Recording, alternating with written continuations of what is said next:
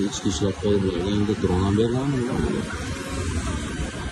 Assalomu alaykum o'rtoq komandир. Assalomu alaykum.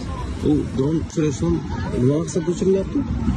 Asosan bizlar Buxoro shahar, eski shahar, ya'ni Arto'g'onida fuqarolar tungi vaqtda xorijiy fuqarolar o'zimizning ichki fuqarolarimiz tomonidan doimiy ravishda fuqarolar serqatnov bo'lib, tarixiy obidalarni aylanib, oilaviy dam olish maqsadida kelganligi sababli bundan asosiy maqsad fuqarolar xavfsizligini ta'minlash, o'zgaliklarni barvaqt oldini olish maqsadida ushbu dron moslamasi orqali keng hududni nazorat qilish imkonini beradi.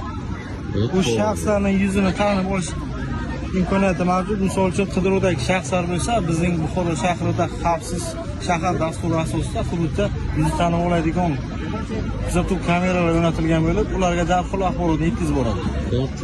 Endi hech bo'lmasa ekan sizlardan.